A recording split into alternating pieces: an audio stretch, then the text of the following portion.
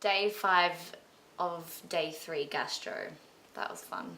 Oh. So it wasn't horrible. I mean, it was horrible, but I had the worst stomach cramps of my life. And, you know, when you're feeling like that, you just want to lie in bed, and knowing that you have to just walk all day is horrible. And I just remember there was this one point where we had just descended for so many hours, and I had to keep stopping because I just felt so sick. Finally got down to the bottom thinking that we'd have a rest because we were walking for, 2 hours already at that stage, and normally we'd have a break every 2-3 hours. I was like, okay, so a break must be coming up soon. We get to the bottom, and then I just remember going to Mum. I was like, Mum, do you know when lunch is? And she's like, George, we have a 2-hour uphill climb. And I remember the first step was like heaving yourself up. It wasn't like a walk, it was a hike. And I actually was just like, I don't know how I'm going to do this. Day 6 was an exceptionally long day. We had a 3-hour sort of round trip detour, but it was going to be very interesting because it was a Kitty Hawk that had crashed with an American pilot who parachuted, so he survived. And we were going to see this Kitty Hawk plane across a swampy, muddy, flat bit. It was actually really nice to see a flat bit, but it had its hidden horrors, which was that your foot went down about 6 inches into water and then slurped out of mud. So it was very hard on the body, and that was before lunch. So we did this 3-hour trip and saw the Kitty Hawk, which was great. And then I did a little bit to camera because my father flew Kitty Hawks as well. And so then everyone was ahead of me, and I remember we had 5 hours. That was one of those 5 hours after lunch trips.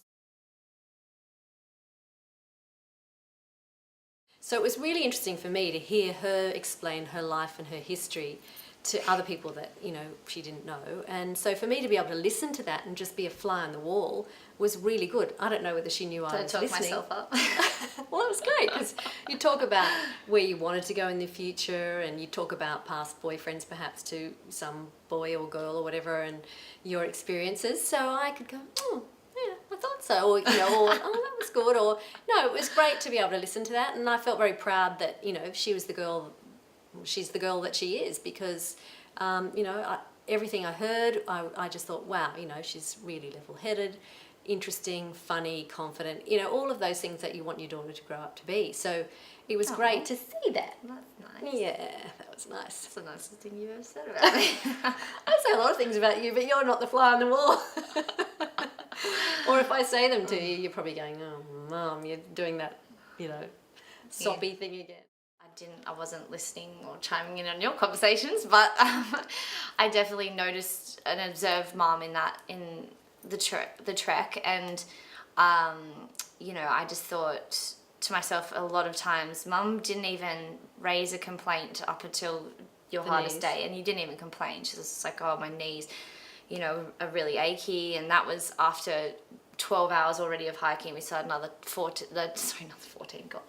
2. So yeah, I just, saw this real strength in Mum, which I don't think many 53, sorry to say your age on camera, 53-year-old mums could do.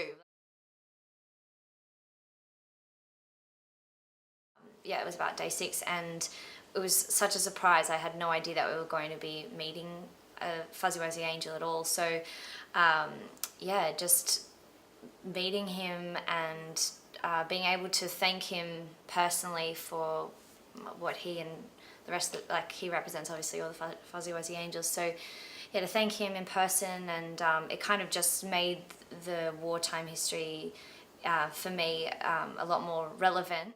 There were some great moments, especially, walking through the arches at the end and all hugging each other, and we got to the end. That was a lot of fun.